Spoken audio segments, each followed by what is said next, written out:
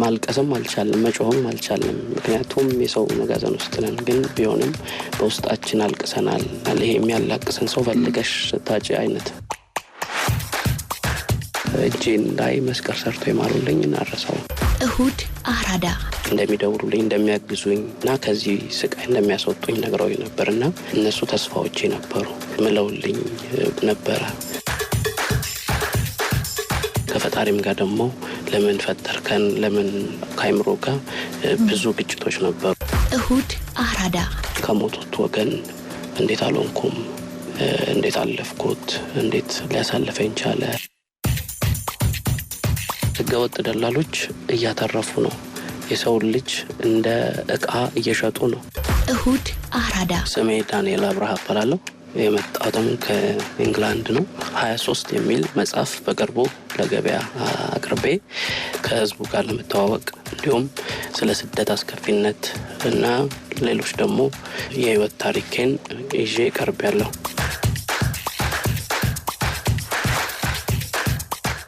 እሁድ አራዳ ቤት ለእንግዳ ብለናል እንኳን ደህና መጣ እንኳን ሰላም ቆያችሁን ቤት ለእንግዳ ልበል ይቻላል እንግዲህ 23 በቅርቡ ነው የተመረቀው እንደው ጊዜው አጭርም ቢሆንም የሰውን አቀባበልና አጠቃላይ የአንባቢያኑ የማህበረሰቡን ስሜት እንዴት ነው እያገኘህ ያለው በዚህ ባጭር ቀናት ምትሆን መጽሐፉን ገና ሳምንቱ ነው ከተመረቀ ገበያ ላይ ከወጣ ደግሞ 3 ቀኑ ነው በዚህ 3 ቀን ውስጥ በጣም ብዙ ፊድባኮች ግንቻለሁ ምክንያቱም አንዴ ከጀመርሽ ወይንም አንዴ ከተጀመረ የሚቆም አይደለም ልብን ሰቅዞ ሚዝ ያጓጉ የሆነ ታሪክ ያለው እውነተኛም ታሪክ ስለሆነ ደግሞ ቶሎ እየጨረሱ ብዙ አስተያየቶች እየደረሱኝ ነው እንግዲህ ደግሞ ብዙ አስተያየቶችንም ደግሞ ተጠብቃለሁ መልካም የሀገር ልጆች እንግዲህ በዛሬው ቆይታችን ወደ ኋላ ልንመለሳችሁ ነው ያኔ በሊቢያ በአይሲስ ታጣቂዎች ከደረሰው እንግዲህ አሰቃቂ የጅምላ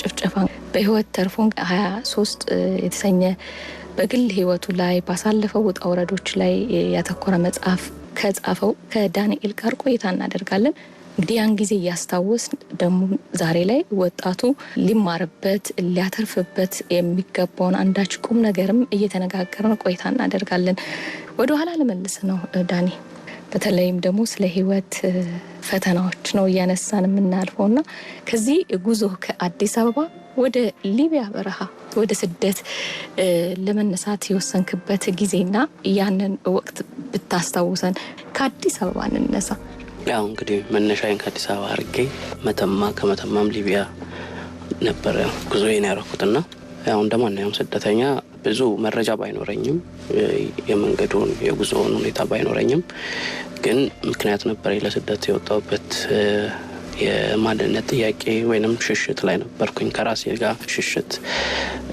ነበርኩኝ ምክንያቱም ከአሳዳጊዎች ነበር ያደኩትና ቤተሰቦቼን አለማወቅ እና ቤተሰቡ አይደለም የሚለው በልጅነት የሚነገሩኝ ነገሮችና እንድሸሽ ያደረገኝ ነበርና ብዙ ጊዜ ጠፋ ነበር በዛም ነው እንግዲህ በጉርምስና የሞት ስደትን እመኝ ነበርና ምንም መረጃ ሳልይዝ ነው በርግጥ የወጣሁት ግን መሰደድ ፈልግ ነበር ከአዲስ አበባ ተነስቼ መተማ እስከመድረስ ብዙ እንትኖች አሉት መንገድ ላይ የሚያጋጥሙ አንዳንድ ነገሮች አሉ ምክንያቱም በህገው ሲወጣ ያው ብዙ የሚያጋጥሙሽ ነገሮች አሉ መታወቂያ ከመጠየቅ ወይንም ደግሞ መለሳለሁ አልመለስም ከሚል ፍራቻ ደግሞ ለአሳዳጊዎቼ ሳልነግርም ስለወጣው ከቤት ልቀር አልቀር የሚለውም እንትን አለውና እንግዲህ በጉዞዬ ሊቢያም እስከምደርስ ድረስ ብዙ ችግሮች ገጥሞኛል ለሳራ በረሃንም ጨምሮ ብዙ መራብ መጣማት ያለ ነው ዱላም ያለው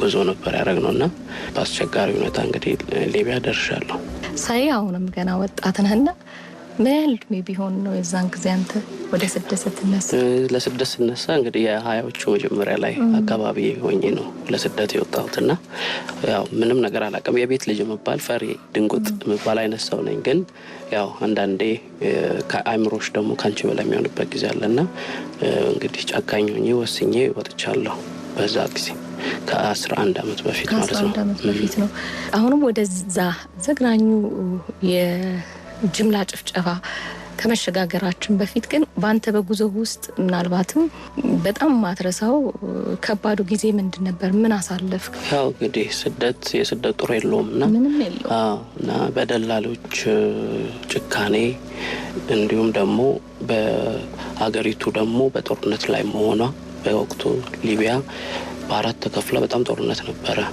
ሁሉም ባለጠመንጃ ነው፣ ሁሉም ተኳሽ ነው፣ ሁሉም ያግታል እና ወቅቱ በጣም አስቸጋሪ የሆነበት ወቅት ነበር። ያ መረጃ አልነበረኝም እኔ ስነሳም በወቅቱና ከመራብ ከመጠማቱም ውጭ ደግሞ ሌላ እንዲሁ በጭንቅላታችን በአይምሯችን መሸከም ማንችላቸው የምናያቸው ነገሮች ይኖራሉ። የሚሞት ሰው እናያለን፣ የሚደበደብ ሰው እናያለን እና በጣም አስቸጋሪ ሁኔታ ውስጥ ነበረ ያንን ወቅት ያሳለፍነው። አንዳንዴ ያው ለሰው ልጅ አይገባም ብለን የምናስባቸው ለጉዟችን ወይንም ደግሞ ለወጣንበት ይሄ ይገባዋል ወይ እውነት ስደት ይሄ በሰውነታችን ላይ የሚደርሰው በአይምሯችን ላይ የሚደርሰው ነገር ይገባናል ወይ እስክንል ከፈጣሪም ጋር ደግሞ ለምን ፈጠርከን ለምን እንትን አልከን የሚል ከአይምሮ ጋር ብዙ ግጭቶች ነበሩ እና ያው ወቅቱን ሳስበው በጣም ከባድ ነበር። በተለይም በአይኤስኤስ የተገደሉት ጓደኞቼም ወንድሞቼም ሳስታውስ እጅግ በጣም የሚከብድ ነው። ምክንያቱም በወቅቱ እዛ መጋዘን ውስጥ በነበርን ሰዓት ጮህን ወይንም አልቅሰን እንኳን የማይወጣለን አይነት ሁኔታ ውስጥ ነበርን። ከተገደሉም በኋላ ከዛ ለማምለጥ እኛ ሙከራ አድርገናል። ምክንያቱም የእኛ ዕጣ ፈንታ እንደሚሆን ያው እርግጥ ነበረና ከዛ ለመውጣት ጥረት በምናደርግበት ሰዓት በሌሎች ታጋሾች በመያዝ ሌላ ክፍያ በመጠየቅ እና በመሳሰሉት ችግሮች ውስጥ አብዛኞቹ አልፈዋል። እኔም እንግዲህ ሊቢያ ላይ በቆየሁት በ5 ወር ከምናምን ታምም ያለው በጣም ታምሜም ነበረ። ከሰውነት ተራሞትቻለሁ እና እንግዲህ ወቅቱ አስከፊ የምለው ጊዜ ነው ለኔ። ያንን አስከፊ ቀን እንዲሁም ጓደኞች በአይሲስ ታጣቂዎች ሲገደሉ አይተህ አንተ እንደው በህይወት መትረፍን ስታቅ መጀመሪያ ወደ አእምሮ የመጣው ሀሳብ ምን ነበር ዳን? እንግዲህ ወደ አእምሮ የመጣው ፍራቻ የኔ ዕጣ ፈንታ እንደሚሆን ነው። ግን ነገሩ ደግሞ እኔ በመቅረቴ በዛ እንትን ውስጥ እኔ አለመሄዴ ነው እንግዲህ ልተርፍ የቻልኩትና ከነሱ ጋር ለመጓዜ ነው ልተርፍ የቻልኩትና ፈጣሪ ጋር ለምክንያት ነው ወይስ ለምንድን ነው ያቆየኝ? እንዴት ልተርፍ ቻልኩኝ? እና አንዳንዴ የሚዘገዩ ነገሮች ለመልካም ይሆናሉና እኔ ክፍያ ዘግይቶብኝ ነበረ። እነሱ ቀድሞኝ ሲሄዱ ነው የታረዱትና አንዳንዴ የሚዘገዩ ነገሮች ለምክንያት ይሆናል እና እኔን እንግዲህ ለታሪክ ወይንም ለታምር ወይንም ለምስክርነት ያቆየኝ ይመስለኛል። እውነት ነው። ምናልባት ያንን አሰቃቂ ትዝታ እንግዲህ ደጋግመህ እያሰብክ መጻፉ በራሱ ቁስልን የመጫር ያህል ህመም አለውና ከባድ ነው ይታወቃል። እንደው ይህንን የስነ ልቦና ፈተና እንደው ዳንኤል እንዴት ተወጣው? እንግዲህ ከባድ ነው። የራስ ጥንካሬ ወስኗል። እምነትም ያስፈልግሻል በዛ ጥንካሬ ስለማለፍ። ምክንያቱም አብረሽ በልተሽ አብረሽ ተኝተሽ ጓደኞችሽ ታርደው ስታይ ለአይምሮም በጣም ከባድ ነገር ነውና ይሄ እንግዲህ እኔን አትርፎኛል። እኔ ቆይቻለሁ፣ ምስክር ነኝ። ስለዚህ ወጥቼ መመስከር አለብኝ፣ እውነቴን መንገር አለብኝ። ይሄ እንትን ብለሽ የምታየው ነገር አይደለም። የቆየሽበት የሆነ ምክንያት አለ፣ የሆነ ምስክርነት መስጠት ያለብሽ ነገር አለ። እናም ያው በራሴም ብዙ ተፈትኜበታለሁ። ማለቴ ከሞቱት ወገን እንዴት አልሆንኩም፣ እንዴት አለፍኩት፣ እንዴት ሊያሳልፈኝ ቻለ እና ኦኬ ስለተረፍኩ ለሆነ ነገር ነው የተረፍኩትና ራሴን ማጠንከር፣ ራሴን ማበርታት እና ራሴን ሆኜ መገኘት። ከዛም በኋላ ግን ለሚቀሩት ለሚወጡት ከዚህ በኋላ ላሰቡት ደግሞ ትምህርትን መስጠት፣ ይህንን አስከፊ ጉዞ እንዳያረጉ እኔ ምስክር ነኝ። እኔ ያየሁትን ጽፍ ያለውና ለምስክርነት እስከተረፍኩ ድረስ እንግዲህ ጽፌዋለሁ። እንግዲህ ለታሪክም ለሪሰርችም የሚሆን መጽሐፍ እንግዲህ አበርክቻለሁ። እውነት ነው፣ ታሪክ ነው። ምናልባት ግን ቁጥራቸው ምን ያህል ይሆን ነበር ኢትዮጵያውያን አንተና ጓደኞች? ብዙ ነው። አሁን ከኛ መጋዘን የወጡት ኤርትራውያንም ኢትዮጵያንም አንድ ላይ ወደ 7 ይጠጋሉ። እንግዲህ የታረዱትን ታርደው የቀሩትም እንግዲህ እዛው ቀርተዋል። እንግዲህ አላየናቸውም፣ ግን ወደ 7 የሚሆን ሰው ነው የወጣው ከኛ ቦታ። ታጣቂዎቹ እንግዲህ ጓደኞቻቸውን ሲመርጡና ሲገድሉ የነበረው ሁኔታ ምን ይመስል ነበር? ልትተርፍ የቻልክበትን ሁኔታ ብታስታውሰን በድጋሚ። የተረፍኩበት ምክንያት እንግዲህ ከታረዱት ልጆች ጋር አንድ ቤት ውስጥ አንድ መጋዘን ውስጥ ነበረ የምንቆየውና እኔ ክፍያ አልከፈልኩም ነበር፣ እነሱ ከፍለው ነበር ጨርሰዋል። ስለዚህ ቀጣይ ጉዞ አለ። ከነበርኩበት ከአጅዳቢያ ከሚባል ከተማ ወደ ትሪፖሊ ነው የሚሄደውና ለቀጣይ ጉዞ መሄድ ነበረባቸው። እኔ ደግሞ ዘግይቶብኛል፣ ሳንቲም ማግኘት አልቻልኩ ነበር በወቅቱና እነሱ እንደውም ቃል ገብተውልኝ ነበር ሲደርሱ ትሪፖሊ ሲደርሱ እንደሚደውሉልኝ እንደሚያግዙኝ እና ከዚህ ስቃይ እንደሚያስወጡኝ ነግረውኝ ነበርና በወቅቱ እነሱ ተስፋዎቼ ነበሩ ምለውልኝ ነበረ እና ተስፋ አድርጌ እየጠበቋቸው ነበር። እንግዲህ ከነበርኩበት ከተማ ትሪፖሊ የ3 ቀን መንገድ ነው የሚሄዱትና ሳምንት ድረስ አልደወሉልንም ነበርና ሀሳብ ገብቶን ነበረ። ከዛም ነው እንግዲህ በሳምንቱ ዜናቸውን እኛም እንደ ህዝቡ በቲቪ ነው ያየነውና ማመን አልቻልንም ነበረ በወቅቱ።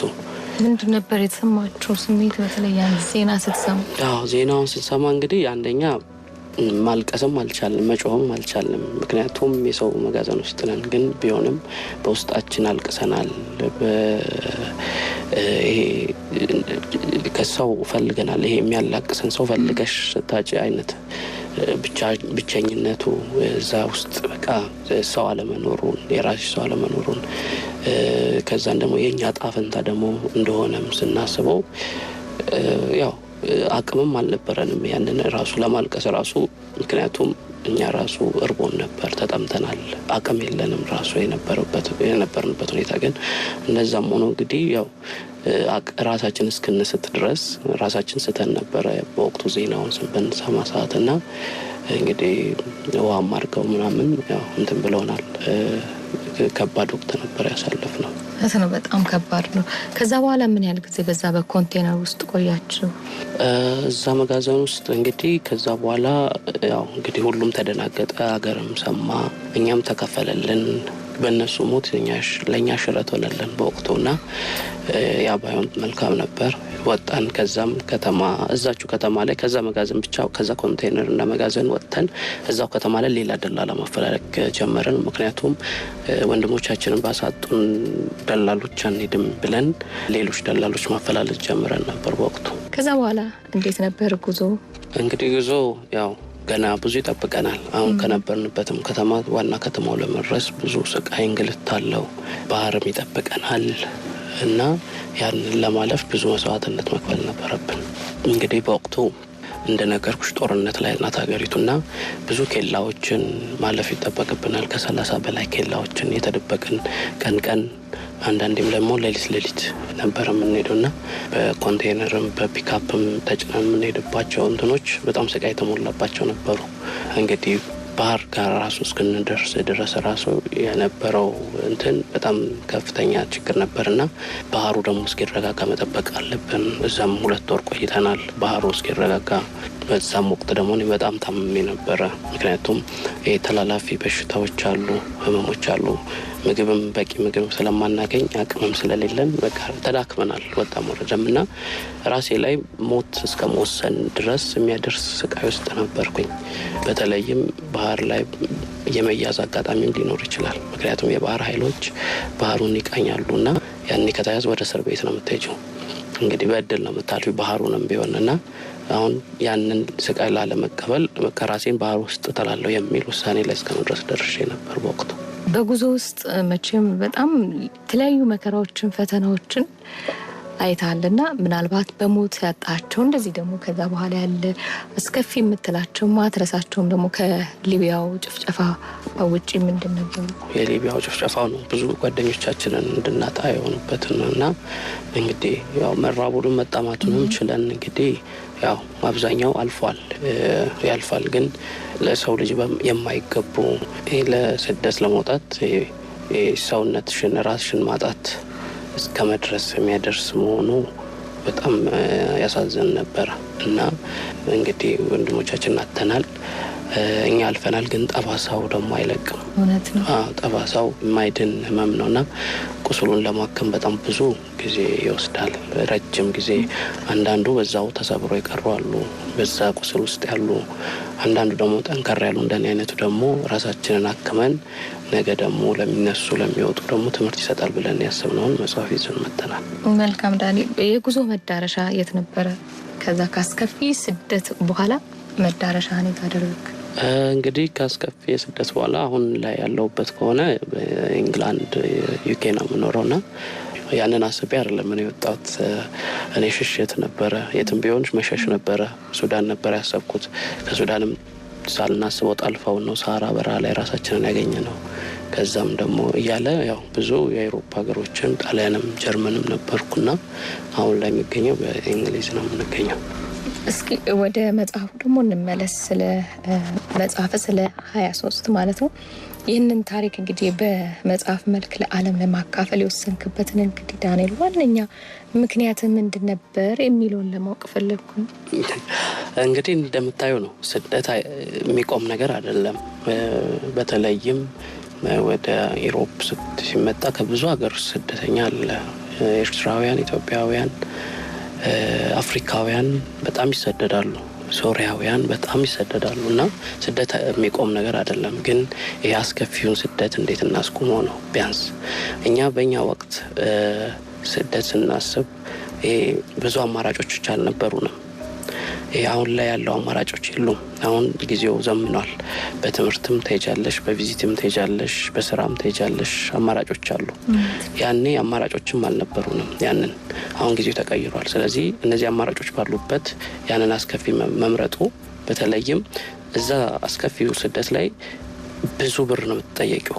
አሁን ከህጋዊው ይበልጥ ነው እየተጠየቀ ያለው። ምክንያቱም ህገወጥ ደላሎች እያተረፉ ነው። የሰው ልጅ እንደ እቃ እየሸጡ ነው። አንቺ ለአንድ ስደተኛ ዶላር ነሽ፣ በዶላር ነው የምትመነዘሪው እና ስቃይ አለው። በዛ ላይ ደግሞ ብሩም እጥፍ ነው። ስለዚህ እንዴት ነው ያንን ነገር የምንመርጠው? መሀሉ አልነገረንም ማንም። ስለዚህ በ23 መጽሐፍ ላይ መሀሉን ተናግረናል። ስቃዩን፣ ረሃቡን፣ ጥማቱን እና የገንዘብ ክፍያ፣ ከፍተኛ የገንዘብ ክፍያም እየተጠየቀበት ነው ያለው እና ሰው ቆም ብሎ ቢያስብ፣ ከመነሳቱ በፊት ቢያስብበት የሚል ነው። እንግዲህ በዛ ሀሳቤ ነው መጽሐፉ የተጻፈበት ምክንያት። መጽሐፉን በምትጽፍበት ወቅት በጣም ስሜታዊ ያደረገ ከዛም አለፍ ብሎ ደግሞ እንባንባ እያለህ ልበለው ለመጽሐፍ የከበደህ የትኛው የመጽሐፍ ክፍል ነው? ብዙ እንትኖች አሉት። እዚህ መጽሐፍ ላይ ብዙ ያለቀስኩባቸው አጋጣሚዎች አሉ። በጣም እንደነገርኩሽ አንዴ ጀምረሽው ማታቆሚው አይነት መጽሐፍ በእርግጠኝነት የምናገርበት ነው።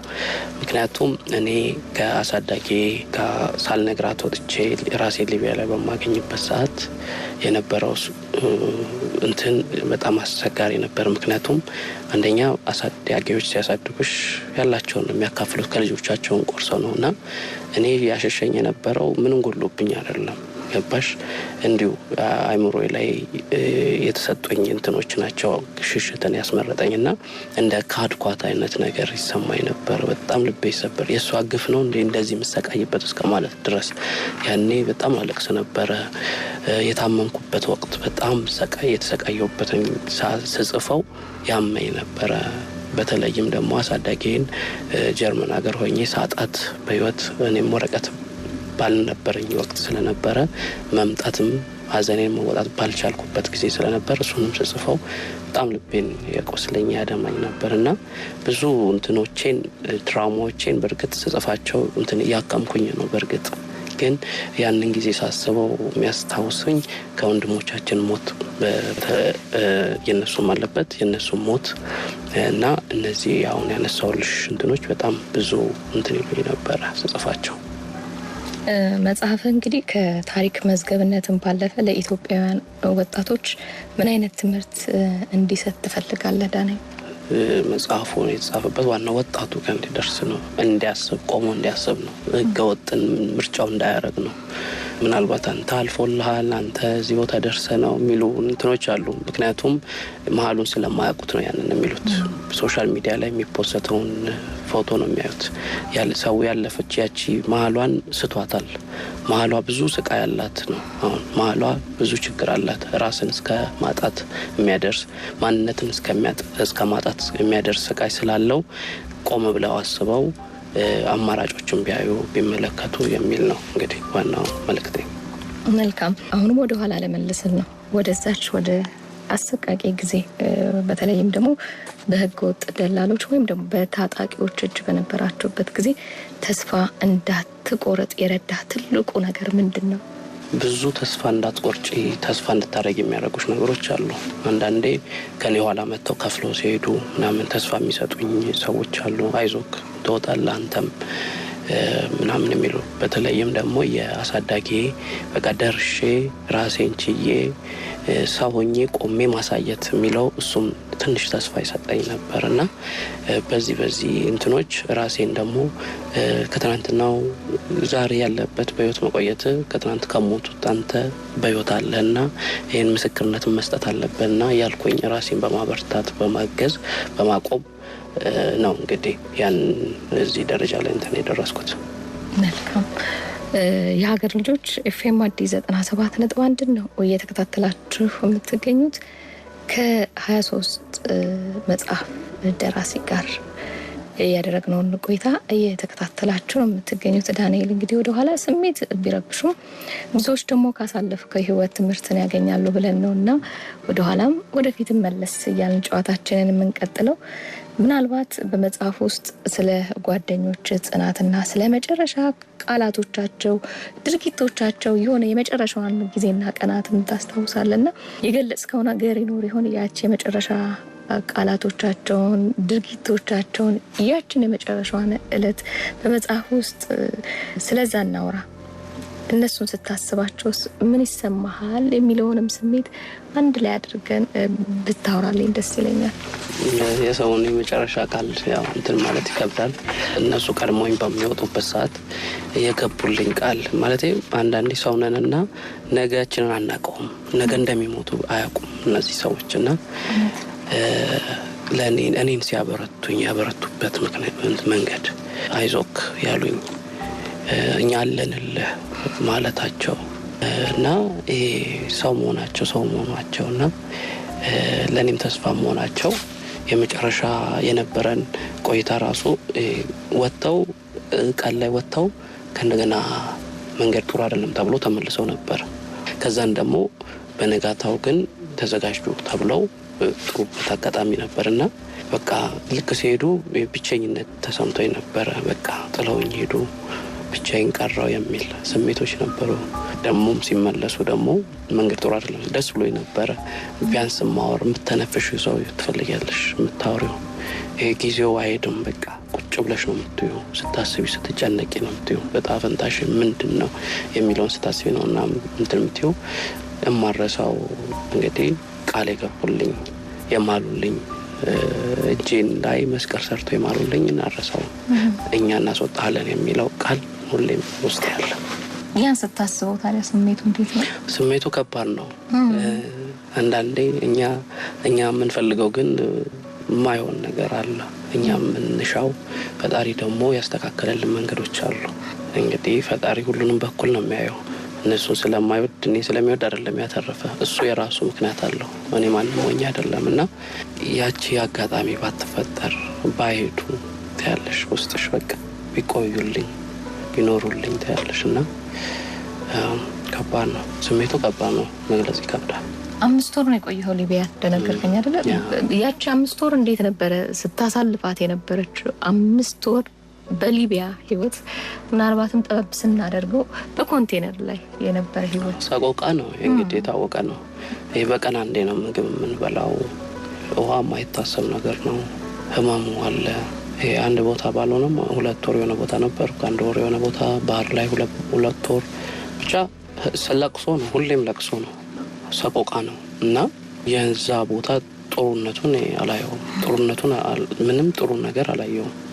እንደውም ከመጋዘን ከኮንቴነር ወጥተን ከተማው ላይ የመሄድ አጋጣሚ ነበርና ከተማውን ለማየት በምናረግበት አጋጣሚ ኑሮ ርካሽ ነው። በዛ በጦርነት ውስጥ ራሱ የአንድ ብር ዳቦ 20 ዳቦ ይሸጣል በአንድ ብር እና ለምንድነው እንደሚያሰቃዩን ታያለሽ? የሰው ልጅ ጭካኔ ኑሮ እንዲርካሽ ከሆነ እኛን በቀን አንዴ ማጎሪያ ውስጥ አድርገው ሲቀጡን ሲያስርቡን በቃ የሰው ልጅ ጭካኔ የደላሎችን ጭካኔ የምታይበት ነውና እኔ ብዙ በቃ የተረገመ ምድር እስከ ማለት ድረስ ያደረሰኝ የረገምኩበት ያለቀስኩበት ወቅት ነበርና ያው 5 ወር እንደ 5 አመት እንደ 50 አመትም የሚሆንበት አጋጣሚ ነበር። ዛሬም ድረስ ብዙ ወጣቶች ያንን አደጋ ያንን ዘግናኙን ጊዜ እንኳን እየሰሙ በሊቢያ በኩል ስደታቸውን ማድረጋቸውን ቀጥለዋልና ለነዚህ ወጣቶች እንግዲህ ከመጽሐፍ ገጾች የምታካፍላቸው ነገር ካለ ምንድነው? በምክር መልእክትም ሊሆን ይችላል። አንዳንዴ የምናያቸው ነገሮች ውጤቱን ነው የምናየው እንጂ ስቃዩን መሀሉን አያዩትም እነሱ። ስለዚህ ስቃዩን ለማየት ነው እየሄዱ ያሉት። ስቃዩ ይሄ ሰውን በአፍ እንደሚናገረው አይነት አይደለም። እጅግ የከፋ ነው። በጣም እጅግ የከፋ ነው። እኔ ያየሁትን የጻፍኩት በርግጥ ደግሞ ያላየሁት ብዙ አለ። እንግዲህ በጣም ብዙ የማሰቃያ ዘዴዎች ሰዎችን ብር ለማስላክ የሚጠቀሙበት ብዙ ስቃዮች አሉትና እኔ ያየሁትን ብቻ ስለሆነ ነው ያላየሁትን አይደለም የጻፍኩት። ግን አሉ እነዛም አሉ። ደላላ ይሸጥሻል፣ ያተርፍብሻል።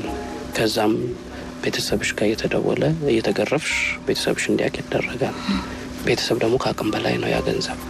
ምክንያቱም የሚጠይቁት በዶላር ነው። ከአቅም በላይ ነው። አሁን ባለው ሁኔታ ቤተሰብ ቤቱንም ሸጦ ላይችልለት ይችላል ገንዘቡ እና የሚጠየቀው ገንዘብ። ከዛን ደግሞ አጋጣሚዎቹን ደግሞ አታውቂያቸውም። ማን ሊሰርቅሽ እንደሚችል ማን ሊጠልፍሽ እንደሚችል አታውቂውም። ስለዚህ ምንም ይሄን ነው ብለሽ የምትይው እንትን አይደለም።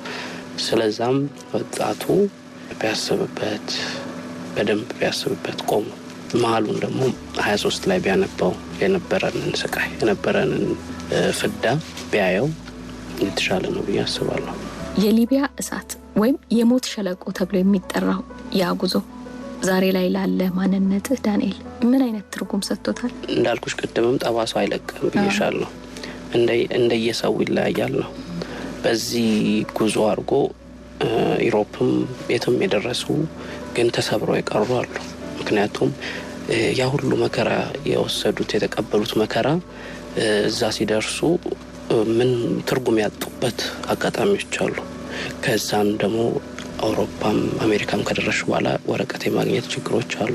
በዛም ስራ ያለ ማግኘት ችግሮች፣ በዛም ደግሞ ዲፕሬሽን ስትረስ ውስጥ ከፍተው ደግሞ ሱስ ውስጥ የገቡ ራሳቸውንም እስከ ማጥፋት የሚደርሱበት አጋጣሚዎች አሉና ስቃዩ በየትኛውም ሁኔታ ውስጥ ብትሆኚ ዋጋሽ ሊከፍል አይችልም። የተሰደድሽበትን ዋጋ ሊከፍል አይችልም። እዛ የምታገኙ ነገር ሚሊዮንም ቢሊዮንም ቢሆን የአንቺነትሽን አትመልሹም። ስቃዩ በጣም ከባድ ነው። ጎበዝ ከሆንሽ ጠንካራ ስትሆኚ ራስሽን ስታክሚ ችግሮቹ እነዛ የነበሩት ችግሮችን ራስሽን በማከም ካልሆነ በስተቀር ተሰብረሽ የምትቀሪባቸው አጋጣሚዎች አሉ። እኔ ስለ ጻፍኩኝ ህመሜን ተወጥቻለሁ። ስትጽፊው አንዳንዴ ያው ወይ ስትናገሪው ህመምሽ እየቀለለሽ የሚመጣበት ወቅቶች አሉና ትታከሚያለሽ። በአብዛኛው ሰው ግን ታፍኖ ስቃዩንም ችግሩንም ለቤተሰብ እዚህ ንብረት ሸጡ ልኮት እዛ ስራ በማጣት አለመርዳቱ ተሸሽጎ የሚኖር ሰው አለ። ፈርቶ ሸሽቶ የሚኖር ብዙ ሰው አለና ለነዛ እኔ ምሳሌ ነኝና ቢያንስ ድምጻቸውን እናሰማለሁ። እኔ ላሰማ ራሴን ተጋፍጬ ራሴን አክሜ መጥቻለሁ። የስደትን አስከፊነት በተደጋጋሚ ሲነገር ቆይቷል።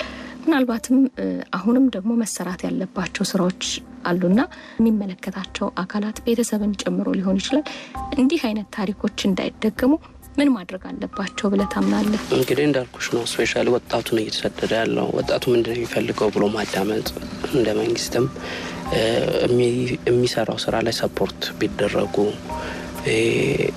ወጣቱ ይሄ አዲስ ትውልድ ነው።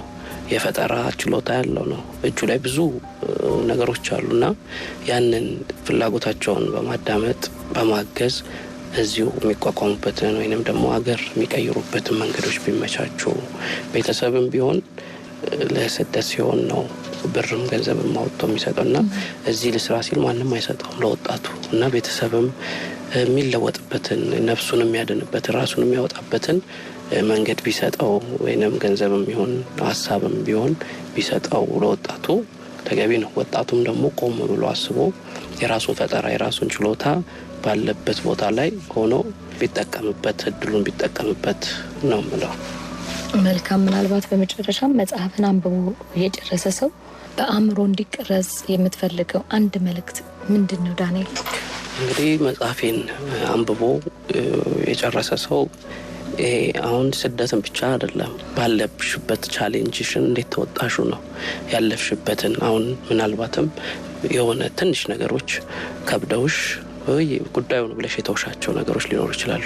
23 ስታነቢ ግን ይሄም አለ እንዴ ብለው ወደ ስራቸው የተመለሱ አሁን 2 አስተያየቶች ደርሰውኛል።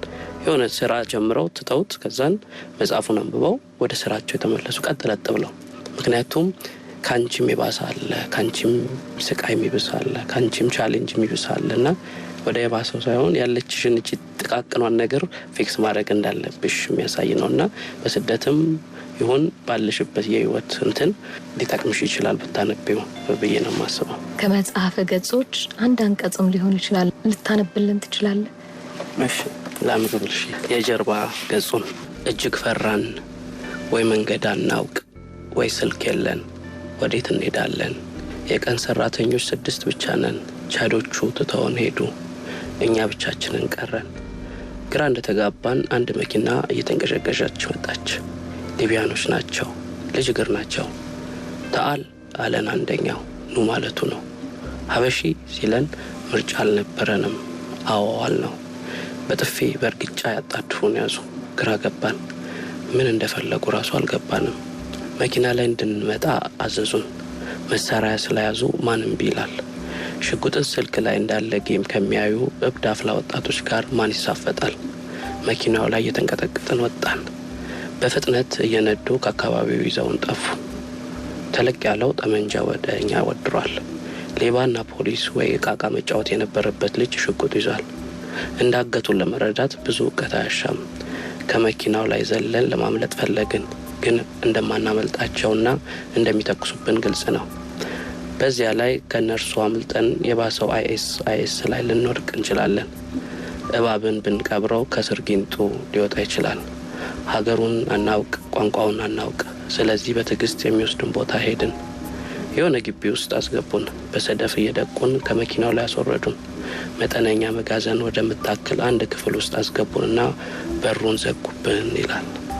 እንግዲህ ይሄ የጀርባ ገጽ ነው። ከመጽሐፉ መሀል የተወሰደ ነው እና ብዙ እንደዚህ አንጠልጣይ ልብን ሰቅዞ የሚይዝ እንትኖች አሉትና መጽሐፉ በጣም ወጣቱ ጋር እንዲደርስ አንብቦትም ትምህርት እንዲወስድበት የሚል መልእክት አለኝ። መጽሐፉን አግኝተው ማንበብ ለሚፈልጉ አድማጮች የት ይገኛል? መጽሐፉ እንግዲህ በጃፈር መጽሐፍ ለጋር ጃፈር መጽሐፍ፣ ቦሌ ደግሞ ጫካ ኮፊ እዛም ይገኛል። እንዲሁም በፌስቡክ ገጽ ላይ ያስቀመጥኳቸው የስልክ ቁጥሮች አሉ።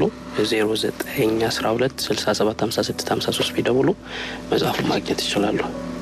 በጣም ነው የማመሰግነው። ምናልባት አንተ ቀረ የምትለው መልእክት ካለ የምታመሰግናቸው ወይም ልታነሳ የምትፈልጋቸው ሀሳቦች ካሉ ግን ክፍት ነው። እንግዲህ መጽሐፍ ሆኖ እንዲወጣ ብዙ ያገዙኝ ሰዎች አሉ። ከመጽሐፍ ሽፋኑ ጀምሮ ዶክተር ሚካኤል አርጋው፣ መጽሐፉን ደግሞ በማሰናኘት ቢኒያም አቡራ ተሳትፎበታል። እንግዲህ መጽሐፍ ሆኖ እንዲወጣ በተለይም እንዲሁ በሀሳብም ያገዙኝ አይዞክም ያሉኝ ብዙዎች አሉና ለነሱ በጣም ነው የማመሰግነው። ምናልባት ጥያቄን ሳላጠናቅቅ ግን 23 ምንድነው ትርጉሙ? የተለየ ትርጉም አለ? 23 እንግዲህ መኪናው ላይ ፒካፑ ላይ ሲጭኑን 23 እያደረጉ ነበር የሚጭኑን። ያችንን በማሰብ በተለይም ደግሞ እኔም ከዚህ ከሀገር ስወጣ ቀኑም 23 ነበረና ያ ተገጣጥሞ ነው 23ም እንዲሁ ጎግል ላይም ስትፈልጊው እጣ ፈንታን ፍለጋ፣ ራስን ፍለጋ፣ ማንነትን ፍለጋ የሚል ሳቢያ ያለው ነውና ለዛም ይገልጽልኛል ብዬ ያሰብኩትን ተጠቅሜያለሁ። ይገርማል። ራሱ የመጽሐፉ ሽፋንም የተለየ ትርጉም አለው ብዬ አስባለሁና ምናልባት አድማጮች ገዝተው ሲያነቡ ከመልእክቱን ባሻገር ይህንንም የሽፋን ገጹንም ትርጉም እያሰቡት እንዲያነቡ ምን ለማስተላለፍ ተፈለገ? ምንስ ይገልጻል? እንግዲህ ያው 23 ፒካፖ ላይ ያለች አይነት ምስል አለው። ከጎን ደግሞ የአይን ምልክት ላይ ጥያቄ ምልክት አለው። የአይን ምልክቱ ያየሁትን ነገር ነው የጻፍኩት፣ እውነቴን ነው የጻፍኩት። ጥያቄ ምልክቱ በእያንዳንዱ የምደርስባቸው ቦታዎች ላይ ስቃዮች ላይ ጥያቄ አነሳ ነበር ለራሴ። እውነት ይሄ ይገባኝ ነበር የስደት እውነት ምክንያቴ አሳማኝ ነበር የወጣሁበት ምክንያት እና ያን ጥያቄዎች ማነሳባቸው አጋጣሚዎች ስለነበሩ ነው የጥያቄ ምልክት ያረኩበትና ያው እንግዲህ ሰሃራ በረሃም አለ እነዚህን ያጠቃልላል። ወደ አሁናዊ ዳንኤል ህይወት ደግሞ ለመልሰና በምን አይነት ሁኔታ ውስጥ ትገኛለህ? እንግዲህ አሁን ላይ ያለሁበት ሁኔታ ሼፍ ነኝ። ስቴዲየሞች ላይ በሼፍነት አገለግላለሁ። ደግሞ በትምህርትም ራሴን ለማገዝ ሞክሬያለሁ። በቢዝነስ ማኔጅመንት የመጀመሪያ ዲግሪንም አግኝቻለሁ። ህይወት ይቀጥላልና እንግዲህ ማንነቴን እየገነባው ራሴን እየገነባው አሁን ያለሁበት ደረጃ ላይ ደርሻለሁ። ምናልባት ከሀገር ሳትወጣ ሼፍ ሆናለሁ የሚል ሀሳብ ነበረ? ያሳዳጊ ቤት ሆቴል ነበርና ሲሰራማ ያለው ምናምን ያው እንትኑ ብዙ ሩቅ አይደለም ለዛ ነገር። መልካም። ምናልባት ጨዋታችን ትንሽ ውስጥህን የሚረብሽ አይነት ከሆነ ፕሮግራማችን ደግሞ እየተዝናናንም ቁም ነገር የምንሸምትበት ስለሆነ ዳንኤል ሙዚቃ የምታዳምጥ ከሆነ መውጫችንን በሙዚቃም ልንሰናበት እንችላለንና የማንም ሙዚቃ ለመሰናበቻ እንጋብዝ? ግርማ ተፈራን በጣም ነው የምወደው። የት ሀገር የሚለውን ሙዚቃ ብትጋብዥኝ እወዳለሁ። መልካም። እጅግ በጣም ነው የማመሰግነው። እግዚአብሔር ያክብርልኝ። እሺ፣ እግዚአብሔር ይስጥልን። እናመሰግናለን።